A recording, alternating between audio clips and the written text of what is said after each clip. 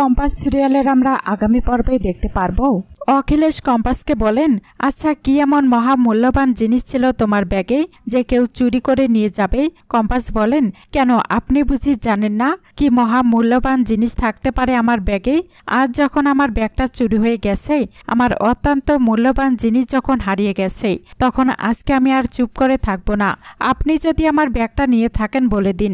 আমি জানি আমার এই ব্যাগটার উপর আপনার অনেক দিন ধরে নজর আছে। আপনি যে আমার ঘরে ঢুকেই আমার সমস্ত জিনিসপত্র ঘেটেছেন সেটা খুব আমি ভালো মতো জানি। আপনার খুব প্রয়োজন না ওই ব্যাগটার?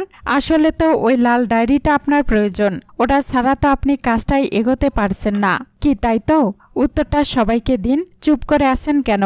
এদিকে মুক্তি কম্পাসকে বলেন, মোনালিসা কোনো রাস্তার মেয়ে নয়, ও যথেষ্ট রেপুটেড ফ্যামিলির মেয়ে। তাই ওদের উপরে ভুলভাল অ্যালিগেশন দেওয়া তুমি বন্ধ করো, বুঝলেই? তুমি নিজের জিনিসটা তো সামলে রাখতে শেখোনি, বরং সেটা শিখে নাও, কাজে দেবে। তোমার ব্যাগ কোথায় আছে না আছে আমরা কিছু জানি না, বুঝলেই? সমস্যাটা কোথায় তোমার? কম্পাস বলেন, সমস্যাটা আমার নয় মুক্তি মাসি, ব্যাগটা যে চুরি করেছে সে সমস্যায় পড়বেই। বাবা ভোলানাথ জানে আমি এক বর্ণ মিথ্যা কথা বলছি না।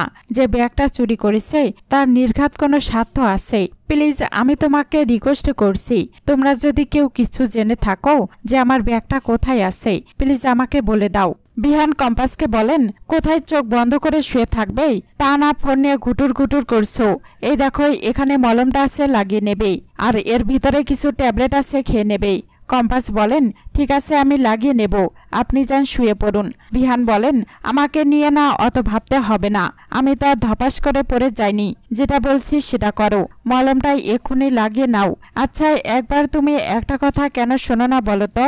আমার চোখের সামনে লাগাও মলমটা, এবার সোজা হয়ে শুয়ে থাকো।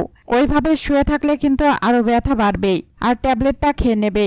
তোমার কি মনে হয় বলো তো, তোমাকে আমি মলম লাগিয়ে সুস্থ করতে কেন বলছি? জগদ্ধাত্রী পুজোর জন্য না, সামনের সপ্তাহে আমাদের কলেজে একটা সায়েন্স ফেস্ট আছে, অনেক বড় বড় সায়েন্টিস্ট আসবে, আরো অনেকে আসবে। সেখানে আমাদের কলেজে অনেক বড় ভূমিকা থাকবে। আমি চাই তুমি আমাদের কলেজকে রিপ্রেজেন্ট করো, তাই তোমার সুস্থ হওয়াটা জরুরি। এই সায়েন্স ফেস্টটা আমাদের ফান্ডের জন্য অত্যন্ত একটা ইভেন্ট।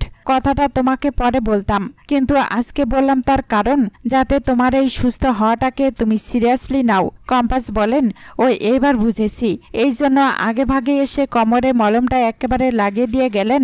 এমনিতে তো আমাকে সহ্য করতে পারেন না, এখন যখন দেখছেন আপনার দরকার আছে, সেই জন্য আমার একটু সেবা করাই যায়, তাই তো?